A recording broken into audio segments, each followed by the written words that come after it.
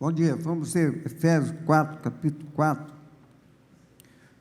Com o fim de preparar os santos para a obra do ministério, para que o corpo de Cristo seja edificado, até que todos alcancemos a unidade da fé e do conhecimento do Filho de Deus e cheguemos à maturidade, atingindo a medida da plenitude de Cristo. Amém. Pai, graças te damos por esta manhã, pela tua palavra, pela presença dos irmãos, pelos vizinhos, por essa cidade, por aqueles que te buscam, nós te agradecemos em nome do Senhor Jesus.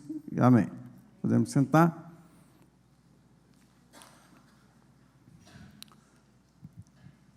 Olha,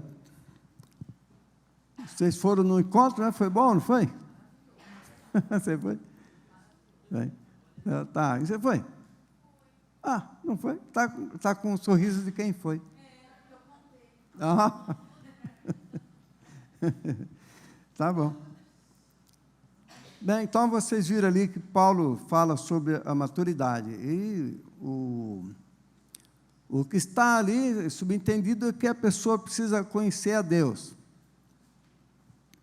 Paulo disse: eu sei em quem tenho crido. É muito importante a pessoa saber em quem tem crido. A mulher de Samaria tinha uma dificuldade de local, né? Aonde se adora a Deus? Aqui ou ali?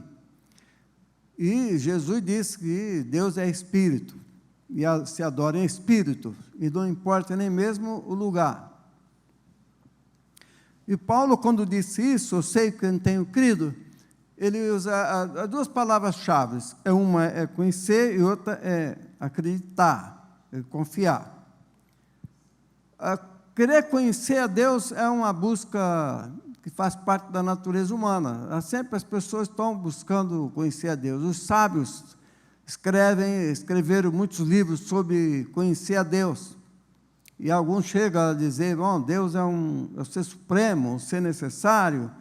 Alguns, matematicamente, Deus é o número 1. Né? E os sábios diziam, desde há muito tempo, sobre essa busca. E o homem tem dificuldade de conhecer a Deus, porque muitos começam duvidando de si mesmo, da sua existência. Há filósofo que diz que o homem é uma paixão inútil, que, na verdade, ele não tem existência, não tem essência. Tanto que afirmavam os sábios que a existência precede a essência. Então, não existe o homem no sentido absoluto, ele não existe, ele não é nada. Se ele não crê que ele mesmo existe, evidentemente que ele não vai crer em Deus. Todos os ateus têm essa dificuldade. Essa dificuldade gera todas as outras, porque se ele não crê que ele existe, que ele é um nada antes e será um nada depois, logo ele também não vai crer em Deus. Todo ateu é assim, tem essa dificuldade. Então, eles procuram, de alguma forma, uma espiritualidade, os jovens também procuram. Sabe aquele festival do Woodstock famoso, dos roqueiros e dos jovens procurando uma libertação e criando o sentido da comunidade mundial, etc. Até que Franz Schaeffer dizia que a proposta de reconhecer que vivemos na comunidade é válida, mas o caminho que eles escolheram estava errado. Eles usavam flores na cabeça, no chapéu, e também os porcos que eles levaram lá, punha flores na cabeça dos porcos, né? Quer dizer, uma coisa absurda, e drogas, etc. E isso tudo terminou num grande desastre moral. Era a nova superespiritualidade, onde porcos e jovens usavam flores nos cabelos, nos chapéus, etc.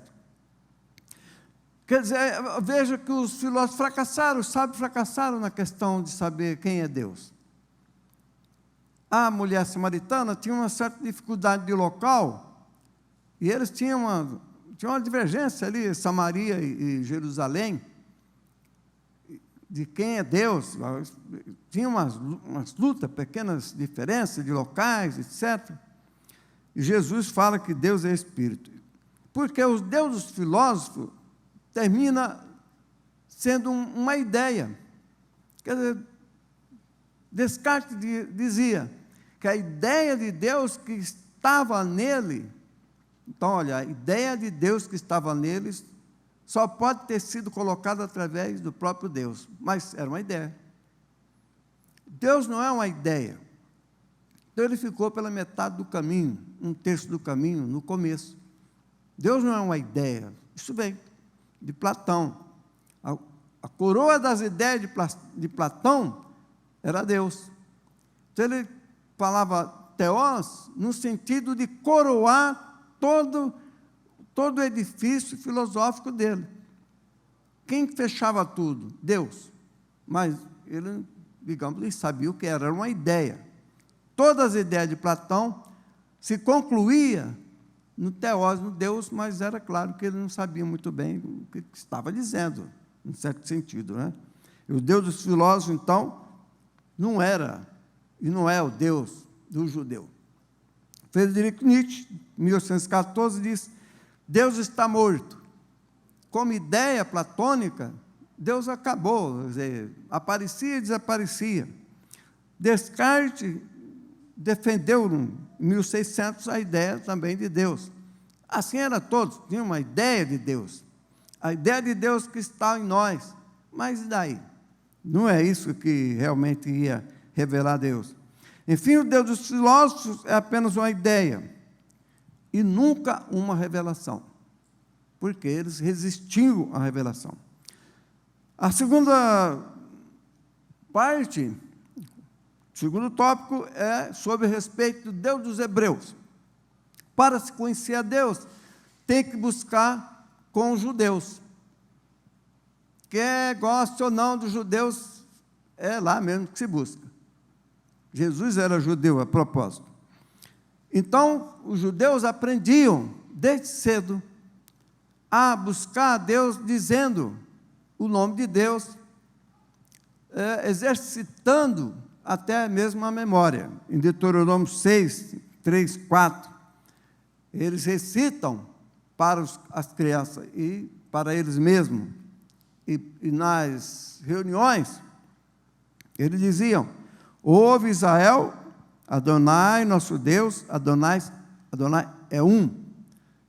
Literalmente estava escrito Yahvé, mas como eles não gostam de falar o nome de Deus em vão, ainda que não seja em vão, quando está se ensinando, eles colocavam Adonai, meu Senhor. Mas o texto fala do Yahvé. Ouve Israel, Yahvé, Eloheinu, que é de Elohim, nosso Deus. Yahvé é um. Essa era a base da reflexão da religião judaica e de tudo que eles fazem, e até hoje, eles pensam assim. E nesse ensinamento, para aprender sobre Deus, eles usavam os tefelim. Quem já ouviu falar dos tefelim? Já viu lá em Israel que eles colocam uma coisa assim, e depois uma fita de couro, e amarra aqui, 4 voltas, 3 voltas, e dá 7 voltas daqui para baixo no braço. Cheio de versículo e tal. Isso é para mostrar uma certa intimidade com Deus e com a sua palavra, para que ficasse bem fixado. Escreve nos umbrais da tua porta, e eles viviam lendo de manhã até a noite os versos do Torá sobre Deus, para poder fixar na memória o sentido de Deus, o significado de Yahvé, da sua vontade. Esse é um zelo interessante, e que às vezes nós achamos que, não, isso é do judeu, claro, ninguém vai fazer os tefelim, não é? Mas Jesus citou isso. Jesus citou exatamente isso como a base principal da reflexão religiosa. Ouve Israel, Jesus repetiu. Eles usavam os tefelim para ficar mais conectado com Deus. Tudo eles faziam o maior esforço para manter essa comunhão com Deus. Nós temos que ter algum tipo de prática para manter essa comunhão. A gente não pode apenas você conviver com um momento de culto. É necessário você ter um critério, alguma forma na vida, cujos atos, etc., coincida com essa ligação sua com Deus. Digamos, por isso que Jesus disse, para que os outros possam ver. Senão, será só na igreja. Não é? Então, o Deus dos Hebreus tinha dado aos judeus essa prática que tinha que ser verbalizada, porque tudo que a pessoa fala tem poder. Não é assim que se fala? É assim que se diz. Pois é, e assim era dito em Deuteronômio 6, de 3 a 4. Chama Israel, ouve Israel, chama Israel. Aí ele dizia, Yahvé Eloheinu, quer dizer, Yahvé, nosso Deus. Jesus disse exatamente isso. Por que Jesus disse isso, né? Yahvé Echad, é um. É um, era a grande conclusão sobre a fé e sobre Deus. Era ali que estava o mistério e que Deus estava propondo ao homem para ser revelado. Olha, sem mistério, não existe religião, isso é certo. Sem dogma, não existe religião. Religião, tudo explicadinho, mais 1, 2, não diz nada. Sabe, se fosse assim, se a religião, se a fé fosse uma coisa matemática, 1 mais 1, 2, todo mundo ia dizer assim, eu bem sabia que Deus era isso. É isso que Ele é. Então, não ia dar valor nenhum. Né? Mas Deus é mistério. Paulo, quando disse que eu sei em quem tenho crido, ele disse porque tinha a revelação. A fé, e ele tinha também a compreensão. Eu sei e tenho crido. Aí começa a ser revelado para você, na medida em que você crê e se lembra. Se lembra e crê. Conhece e acredita. É assim que vem a revelação. E a terceira parte, que está em Efésios, mostra que Deus quer que todos cheguem à maturidade. Não seja como criança, levado de um vento para outro. Por exemplo, se você não tiver a fé bem consolidada, você vai olhar uma pregação do YouTube e vai ficar de um jeito, no outro dia ficar do outro, no outro dia ficar do outro, no outro dia ficar do outro, e no fim você já não sabe mais nada. Você perde a noção. Por quê? Porque são ventos de doutrina.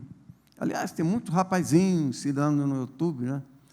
E até senhores, coisas absurdas, e que não vai consolidar nada na mente da pessoa. É preciso buscar a maturidade. O que Efésios ensina sobre isso?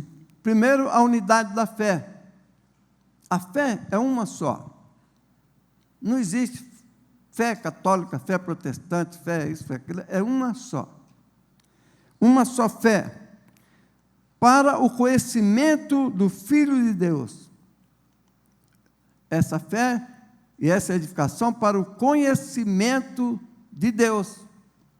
Você quer conhecer a Deus, você tem que ler. Ler, acreditar. E essa palavra vai consolidar o seu conhecimento até você chegar na maturidade, que é uma palavra teleion, que é perfeito. Olha só, Deus quer que você seja perfeito. Perfeito é a pessoa que não vê só Ele como o único certo. Perfeito é a pessoa que pode compreender as diferenças, que pode conversar com um adventista sem ficar espantado, ou mesmo um católico. Não tem a pessoa ficar com medo, e Paulo disse, não toca aquilo, não, olha, cuidado, converse com tal pessoa. Não. Eu tenho um amigo vendedor ali da editora Paulus, católico, e eu converso com ele, ele me indica até bons livros. Você tem que saber compreender as diferenças, saber conviver e manter a sua maturidade. Aquino, que é um teólogo da Idade Média, já no fim, baixo, né? Ele ensinou, pode existir um mundo onde a contagem passe de 1 ao 3? Você conhece um mundo possível onde se conta 1 e passa por 3? Não existe, é impossível, né? Então, por isso que o 2 é contingente. Nós somos 2, né? 2, sequência, né? Nós somos depois do 1. Porque existe a necessidade de Deus que é o ser necessário, e nós somos seres contingentes, mas o 1 é um número, Deus não é um número. Porque o número não deriva nada. Um ser contingente, dizia Tomás de Aquino, um mosquito pode gerar outros mosquitos e fazer vários outros seres contingentes. O 1 não, ele fica um número. É uma coisa substrata. 1. Né? Mas tem um sentido metafísico de único. Então, Jesus, em Marcos, ele repete o que diz Deuteronômio. Em Marcos 12, 29, ele diz exatamente, Yahvé Echad, nosso Deus é um. Ouve, Israel. Evidentemente que Jesus não está dizendo só para o judeu, está dizendo para você. E tem no tempo de Jesus que ele chega e diz, eu e o Pai somos esse um, que o judeu não compreendeu, esse mistério. Talvez o maior mistério do Evangelho seja a Trindade. Ela é entendida espiritualmente, mas não é entendida matematicamente. Qualquer tentativa de compreender matematicamente leva ao engano, porque é um mistério. Jesus disse, ouve Israel, Senhor, nosso Deus, a mesma coisa de Deuteronômio, a mesma coisa, chama Israel, Adonai Elohinu, Adonai Echad, ele disse a mesma coisa, ele repete o Deuteronômio, ele repete não só para o judeu, mas para toda a humanidade. Evidentemente que os filósofos têm essa dificuldade, os sábios. Você pode ler todos os filósofos, talvez John Locke, um ou outro, possa citar Jesus, mas ninguém fala o nome de Jesus. Porque o nome de Jesus para o sábio é vergonha. Para o Friedrich Nietzsche, o Evangelho era uma coisa de covarde, de gente inferior. Jesus, para ele, era um ser inferior, fraco. Jesus seria um fraco. Então, ele criou o Übermacht, o super-homem alemão, que Hitler abraçou.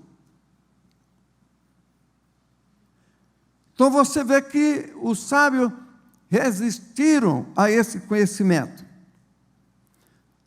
Porque Jesus é aquele que vai revelar o Teós, o Yahvé. É a ponte, é esse conhecimento que Jesus deu. Era a revelação do mistério, que estava lá, em Êxodo 3,14. em que Deus diz a mesma coisa.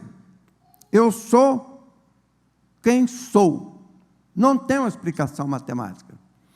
É uma metafísica, é uma subjetividade absoluta. Eu sou quem sou. Você simplesmente fica extasiado sem ter o que dizer, a não ser dizer amém. Aí que está a revelação. A revelação é nesse momento em que você pode responder, pode, entre aspas, você responde constrangido pelo poder da palavra e você então diz, amém. Eu sou quem sou. Você não consegue colocar no plano da razão. Você não consegue colocar na racionalidade. Eu sou quem sou. Você fica, podemos dizer, na mesma. Você não sai de um ponto para outro. Você simplesmente se aquieta. E quando você se aquieta, é aí que Deus revela para você quem Ele é. Aí você pode, então, dizer como João, eu creio. Os cristãos aprendem isso. Jesus, então, Ele revelou um Deus generoso, compassivo, solícito. Parece que Deus está procurando resolver os seus problemas. E às vezes tem tantos problemas, não é? Ninguém tem uma vida boa, perfeita. Você sempre luta. Isso é importante, porque se você não tivesse, é bem possível que pessoas com muito menos, que nada, não preciso de Deus, não é? Então, há muitos problemas e o desafio coopera com a nossa fé. Jesus disse que o próprio ato da pessoa vir com Ele, portanto, o próprio ato da pessoa vir num culto, ele é purificado pela palavra. Você já leu isso? Vocês já estão limpos pela palavra que têm ouvido. As pessoas que vivem melhor são as que participam do culto. As pessoas que mais sofrem com as contingências da vida, as angústias da vida, são as que não vêm. Elas então procuram uma fuga. Estão constantemente buscando, tentando encontrar Deus através de Schopenhauer, Como Viver Feliz. E outro livro, Seja Feliz, isso, aquilo, nunca vai conseguir. São propostas para te estimular, mas nunca vai conseguir. Há muitos que dizem assim, não, você pode viver feliz sem Deus. Tem essas propostas. Tem proposta até da religião do futuro, Hugo Mangabeira, que nem fala nem de Deus, nem de Cristo, nem de cruz, nem de nada, nada. Só da ética, da bondade, da confraternização humana, assim como Schopenhauer e todos os sábios anteriores a esse grande, vamos dizer, era um grande filósofo brasileiro, Hugo Mangabeira. Um livro, quase 400 páginas, A Religião do Futuro. Aguarde, tem muita coisa no futuro de surpresa. Até uma religião, e olha que é bem escrito, não? Não é um tolo, não, é um tolo na medida em que desconhece Deus. Porque ele quer encontrar Deus pela razão. Nenhum filósofo conseguiu. Todos eles deram em nada. Era uma busca inútil. Era uma busca e um Deus que não era solícito. Dizia com isso, Churchill não era muito religioso. De fato, não era mesmo, assim. Mas ele, de certo, ia num culto de vez em quando, né? Mas quando ele foi preso na África e ficou numa caverna preso, ele disse para ele mesmo, naquele momento, nenhuma frase dos filósofos mais sábios da história, nenhuma dessas frases me consolava. Eu tive que buscar em Deus a saída. Orei a Deus. Isso, você não encontra isso em muitas biografias dele, você não vai achar.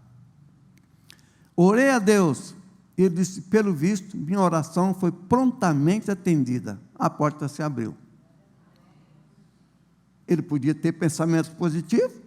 Ele podia, na caverna, ficar repetindo para ele mesmo, eu vou sair, eu vou sair, eu vou sair, eu posso. O que tem dentro de mim é poder. Você tem o poder dentro de si. Você é capaz, você pode. Tente que você consegue. Ele viu que nada disso ia adiantar.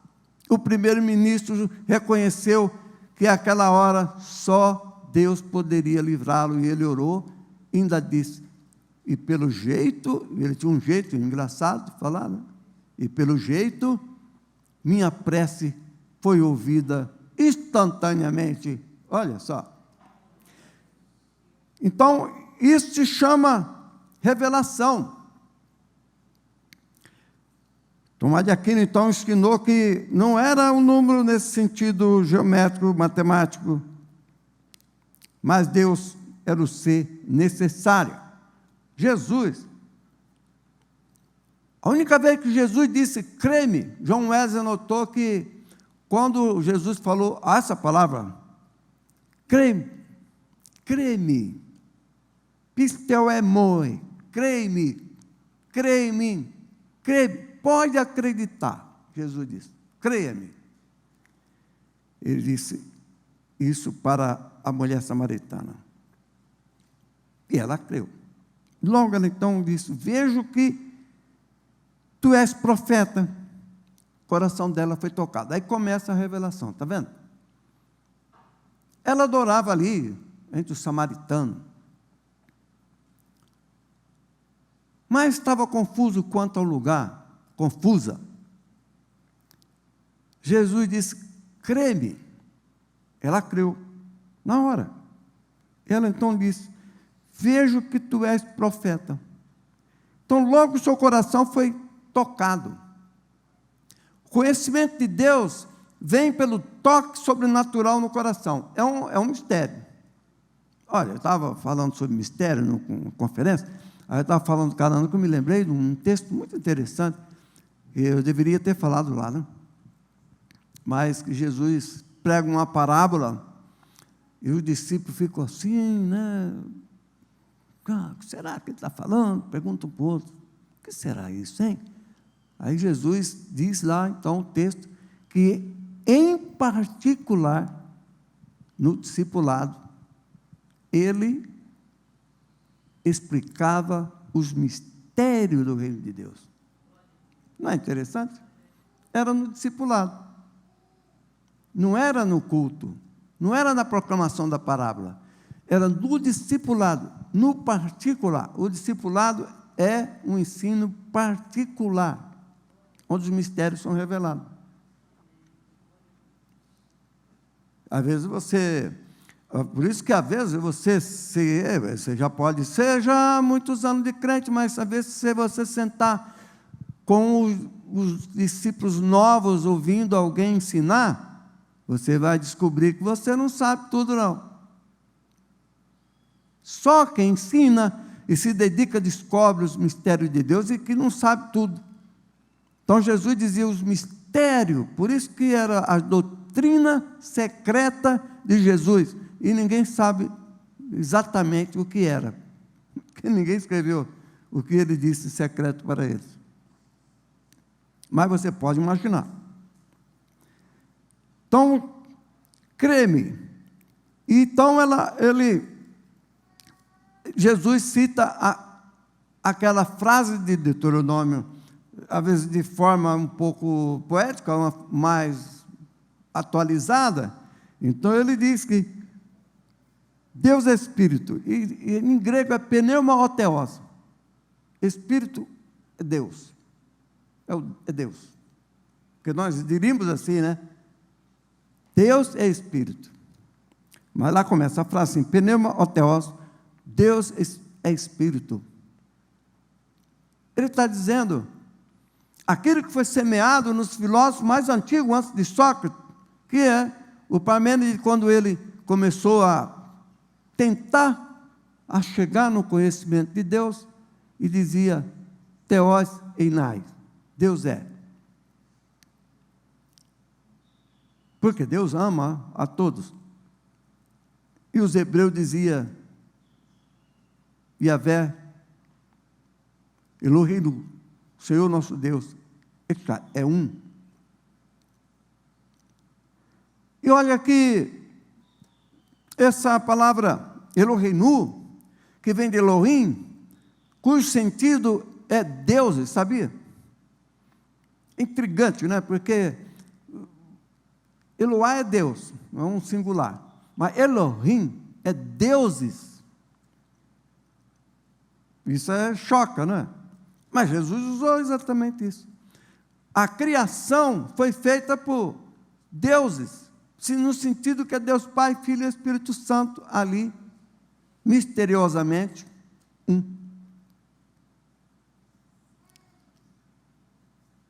No princípio, diz Elohim. A razão não vai explicar. Mas quando Jesus repete, é importante ouvir Jesus como uma samaritana. Não queira ser orgulhoso. Mas eu sou uma grande coisa, né?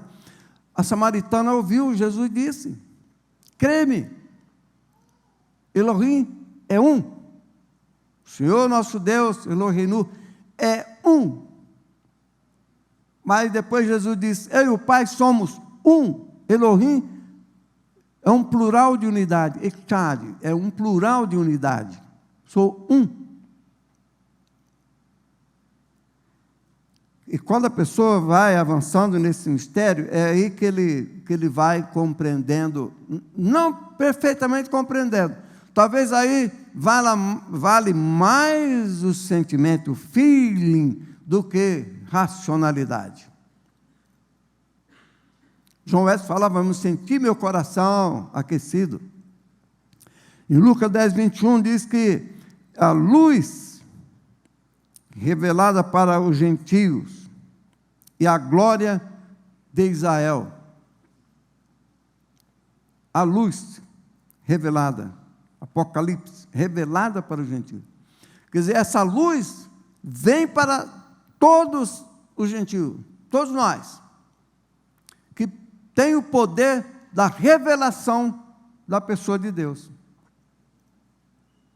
Quando você tem um conceito, entre aspas, né, de Deus, o melhor conceito possível, melhor que o de Descartes, a ideia de Deus que em nós habita, muito mais avançada do que essa, é a ideia de Jesus. Crê-me, Elohim, Echad, nosso Deus é um. Jesus, então, mostra que a revelação vem através do crer. Paulo disse, eu sei em quem tenho crido. Eu sei em quem tenho crido. Jesus disse para a mulher samaritana, crê-me. Ela então passa a entender. E quando ela passa a entender, ela muda de vida. As pessoas que não creem em Deus, mas não sabem, eu creio em Deus, mas qual? Do Spinoza? Do Kant? O Deus de Kant era tudo, quer dizer, é um panteísmo, por isso que ele foi expulso lá ele é judeu, foi expulso lá da sinagoga, né? É um grande sábio, mas ficou meio atrapalhado, mas ele tinha essa ideia, né, de Deus. Deus é tudo, aí quando Deus é tudo, termina não sendo nada, porque é a natureza, né? Aí, a natureza não é Deus. Essa questão, a pessoa tem que crer que Deus está fora dele. Olha a experiência do Churchill na caverna, igual o Jonas, na barriga da baleia. Nessa hora, só a revelação. A razão não te dá condições, não dá força, mas ele achou força.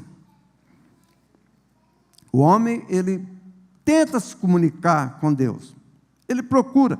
Deus providenciou a natureza, né? O sol, o céu, as coisas sensíveis, tudo isso. Mas isso tem um limite. Tem um limite. Mas os homens são levados a um nível em que está limitado, nada mais ele pode conseguir. Mas ele então pode imaginar uma coisa: existe uma coisa, algo mais forte, fora de mim. E aí ele está dando um passo na direção para chegar onde Jesus pede para ele chegar. Você pode ler todos os livros de todos os filósofos, eu li muitos, mas como eles evitam falar de Jesus. Fala em Deus. Deus eles falam, né? Até definem quem é Deus, né? Tal. Mas ninguém chega a Deus a não ser por Jesus. O caminho não é o auto-intelectualidade. Não é. Pode acontecer. Mas Jesus disse que Deus ocultou isso às pessoas que se julgam muito inteligentes, muito sábios. Né? Você viu? Já viu isso?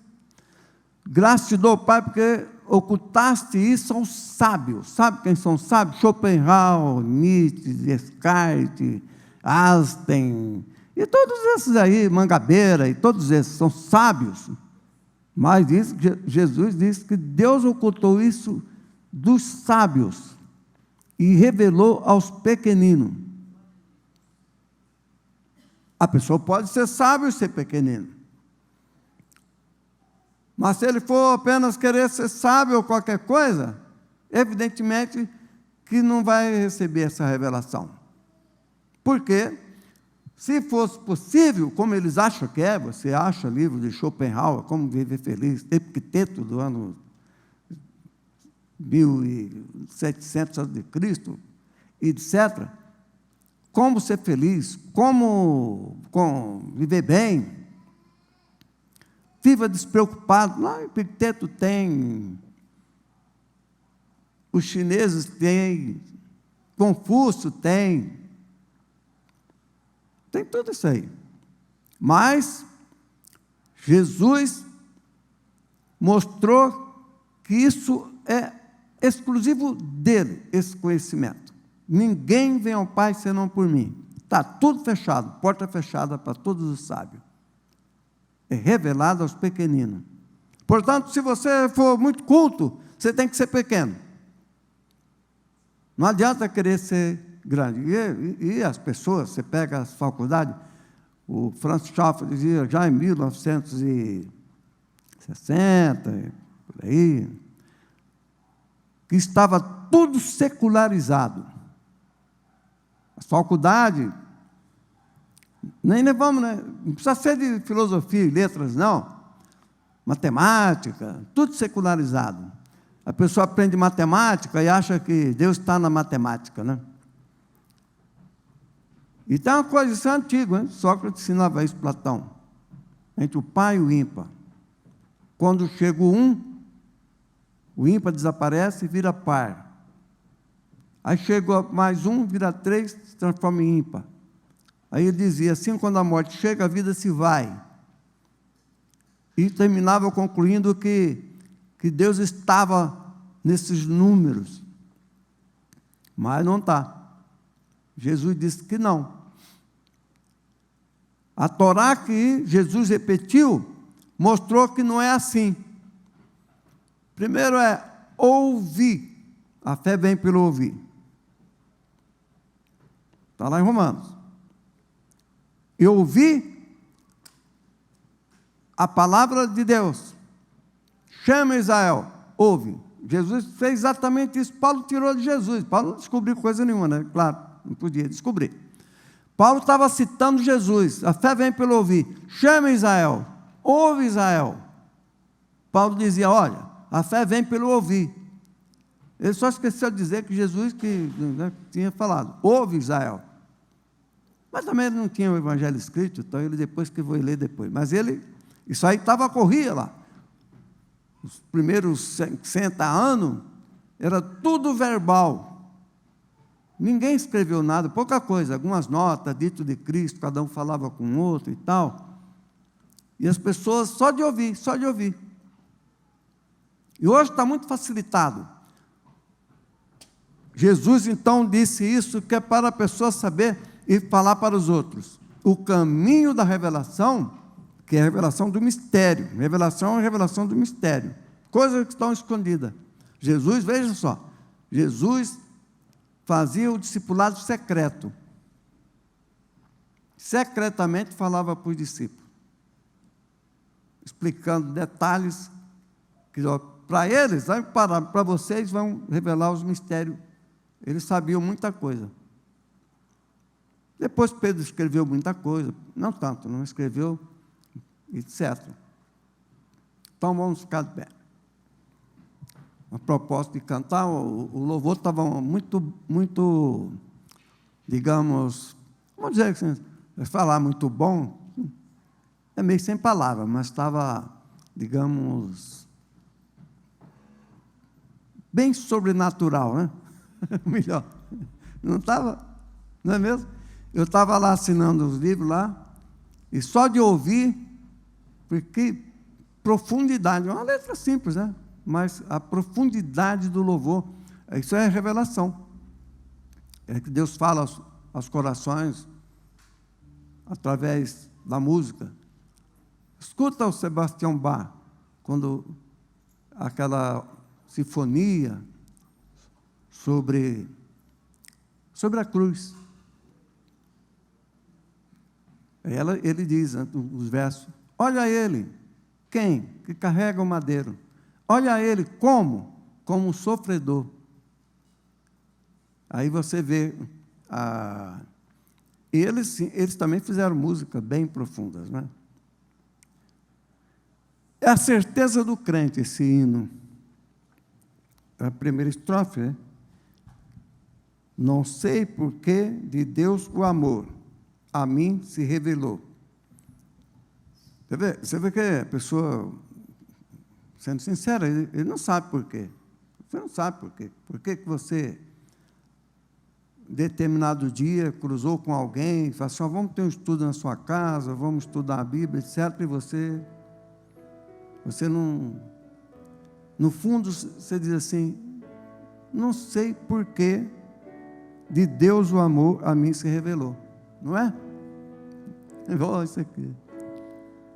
Não sei por que de Deus o amor a mim se revelou, e para si, meu Salvador, minha alma resgatou. Mas eu sei quem tenho crido, e sei também que Ele é poderoso. Guardará, pois, meu tesouro até o dia final. Não sei como é que enfim eu vou, liberto aqui do mal. E como Cristo me aceitou por graça divina, sei quem tenho crido, e sei também que Ele é poderoso. Guardará, pois, o meu tesouro até o dia final. Não sei o que de mal ou bem é destinado a mim. Se maus ou auros dias vêm, até da vida o fim. Mas eu sei quem tenho crido, e sei também que Ele é poderoso. Guardará, pois, o meu tesouro até o dia final. Quando vem Jesus, não sei se breve ou tarde vem. Não sei certo quando irei lá celeste além, mas eu sei quem tenho crido, sei também que Ele é poderoso. Guardarás o meu tesouro até o dia final. Pai, abençoamos o pão e o vinho, símbolo do teu corpo e do teu sangue derramado na cruz do Calvário. Damos graça e participemos com ações de graça, com fé. Amém. É muito importante a Eucaristia. Diz que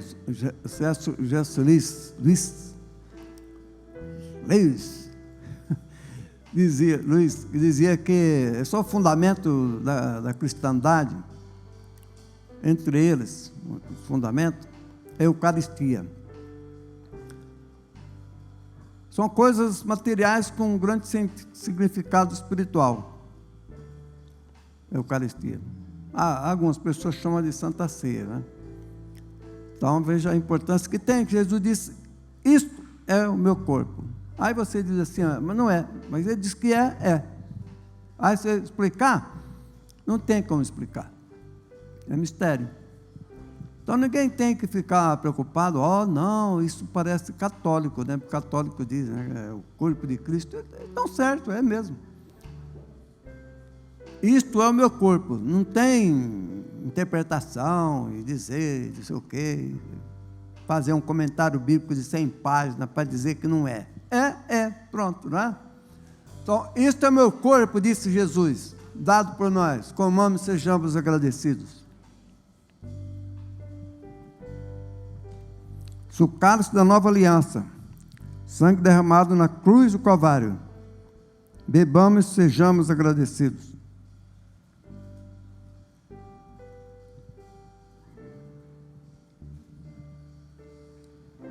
Pai, graça te damos damos ações de graça, Eucaristia, por este momento eterno. Nós te louvamos, agradecemos, e todos sejam abençoados, curados, fortalecidos, na comunhão com o corpo, com o sangue de Jesus. Somos um com Cristo. Amém. Desperta-me, leva os teus, fazendo-os discernir que tu, Senhor, presente estás, meu povo a dirigir. E a graça de nosso Senhor Jesus Cristo esteja convosco permaneça hoje e sempre. Amém. Amém. Amém. Amém.